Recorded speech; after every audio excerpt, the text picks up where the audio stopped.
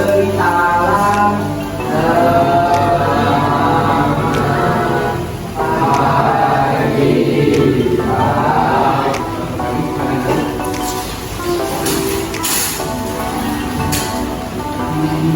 Selamat pagi anak-anak.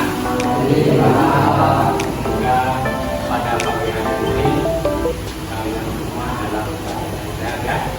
Ya, melaksanakan pembelajaran pada pagi hari ini. Nah, pada pagi hari ini Bapak akan memberikan pembelajaran tentang hukum tertib kosmis dan hukum yang mengatur fenomena alam semesta. Untuk selanjutnya marilah kita terlebih dahulu kita awali dengan doa. Silakan ketuanya untuk berdoa. berdiri. Sikap ajari. Baiklah teman-teman, kita mengawali pelajaran agama Buddha pada pagi hari ini dengan membacakan Namaskara Gata. Namaskara Gata mulai.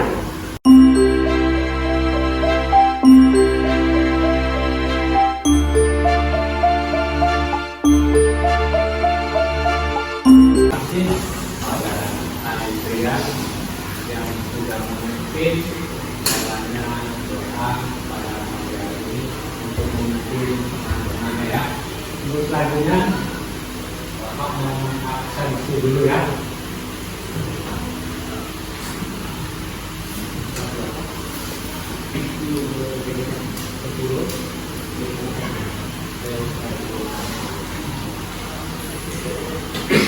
Siapa yang tidak hadir? Ya, semuanya masuk ya. Oke, nah pada pagi hari ini kita akan belajar tentang hukum tertib kosmis. Nah, minggu yang lalu kita sudah belajar tentang peranan agama ya, mengapa kita harus memiliki agama karena kita hidup bermasyarakat, hidup bersosial dengan masyarakat. Kita tentunya akan memiliki aturan ya, untuk peranan agama membatasi kegiatan atau perilaku kita, baik itu ucapan, perbuatan, dan pikiran kita. Nah, pada pagi ini kita akan belajar tentang hukum tertib kosmis. Nah, tujuan pembelajaran pada pagi hari ini yaitu melalui model pembelajaran berbasis masalah atau problem based learning ya, peserta didik dapat menganalisis berbagai fenomena kehidupan sebagai proses kerja hukum tertib kosmis atau YAMA, sehingga mampu menalar berbagai fenomena kehidupan, dapat menghayati berbagai fenomena kehidupan sesuai proses kerja hukum tertib kosmis atau YAMA, serta memiliki perilaku tanggung jawab dan peduli terhadap lingkungan sosial. Nah, itu yang akan kita capai pada pembelajaran pada pagi hari ini. Ya, pagi hari ini Bapak akan menjelaskan tentang hukum Pancanyama. Ya. Yang pertama adalah hukum 5, hukum tertib semesta. Hukum kosmis adalah hukum yang mengatur semesta beserta isinya. Terdapat 5 hukum tertib alam semesta, sehingga dalam agama Buddha disebut dengan Pancanyama. Nah, kelima hukum tersebut antara lain adalah 1. Utuniyama ya, kemudian Bijanyama, terus yang ketiga Karmanyama, 4 Citanyama, dan yang kelima Dhammanyama. Kemungkinan kalian sudah tidak asing lagi ya dengan hukum-hukum ini, karena di SMP kemungkinan sudah kalian pelajari ya, terutama tentang hukum Nyama. Nah, Bapak akan menjelaskan satu persatu ya. Nah, yang pertama adalah Utuniyama. Utuniyama hukum alam yang mengatur pergantian musim atau cuaca, suhu, angin, hujan, panas, lapuknya bebatuan, gaya gravitasi bumi, pergerakan bumi dan planet, dan sebagainya. Nah, dalam ilmu pengetahuan modern, hukum ini dipelajari dalam ilmu kimia dan fisika. Jadi, fenomena alam seperti hujan, panas, gunung meletus, pergeseran lempeng bumi dan sebagainya adalah contoh bekerjanya hukum Tsunoyama. Jadi segala sesuatu yang ada di alam ini itu adalah merupakan proses, bukan hasil dari ciptaan yang adil kuasa atau Tuhan yang Maha Esa. Itu semuanya yang terjadi dalam kehidupan ini adalah proses atau bekerjanya hukum Tsunoyama. Jadi semuanya fenomena gunung batu itu diatur oleh namanya hukum apa? Hukum Tsunoyama. Nah inilah, jadi kita jangan pernah berpikir bahwa segala sesuatu bencana alam terjadi itu karena Tuhan lagi marah. Nah, itu karena proses alam.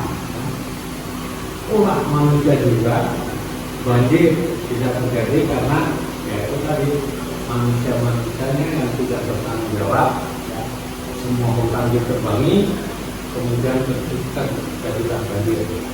Itu semuanya proses alam. Nah, inilah hukum Tsunoyama. Sekarang yang kedua adalah Bijanyama, hukum alam yang mengatur tentang pertumbuhan, perkembangan, baik tumbuh-tumbuhan maupun makhluk hidup lainnya, termasuk manusia dan binatang. Nah, itu gambar istilahnya proses bekerjanya hukum Bijanyama. Ada tumbuhan, ada binatang, ada manusia. Ya, inilah hukum Bijanyama. Kemudian Kamanyama. Ya, Kamanyama adalah hukum alam yang mengatur tentang perbuatan dan akibat suatu perbuatan. Perbuatan dan akibat menentukan nasib manusia. Perbuatan baik maupun buruk dapat dilakukan melalui pikiran, ya, ucapan, dan anggota tubuh lainnya. Perbuatan baik akan mengakibatkan hal baik, sedangkan perbuatan buruk akan menghasilkan suatu yang buruk. Hukum ini juga mengatur tentang tanggung jawab atau etika. Inilah yang membedakan ada manusia yang terlahir sakit, ya, ada manusia yang terlahir sehat, ada yang cantik, ya, ada yang jelek. Itu yang mengatur adalah hukum Kamanyama, ya, karma, hukum karma, ya. Jadi kalian mau lahir cantik, mau terlahir ganteng, mau terlahir menjadi orang yang kaya raya, berkecukupan, itu tergantung dari hasil perbuatan kalian yang masa lampau dan sekarang. Saya kira cukup sampai di sini, ya, pembelajaran pada pagi hari ini, dan Bapak ini satu-satu membantu. Semoga semua makhluk hidup berbahagia. Satu. Untuk selanjutnya kalian berdiskusi. Nah, Bapak akan membagi diskusinya, ya. Silakan berhitung. Nomor 1, 2, 3, 1, 2, 3. Ya. Nah, untuk yang nomor 1 bergabung dengan yang nomor 1.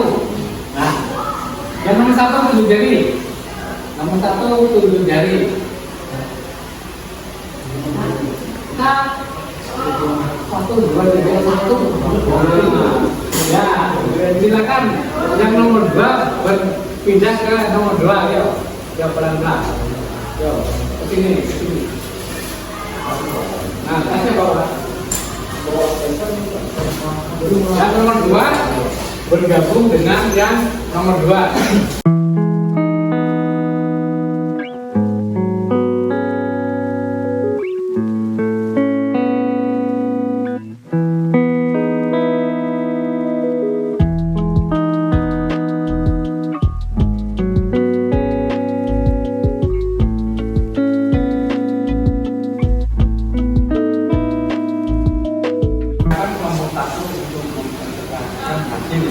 dari diskusinya. Ya, silakan. Selamat pagi, nama budaya semuanya. Kami dari kelompok 1 akan mempresentasikan satu soal yang ditujukan kepada Bapak Rahman.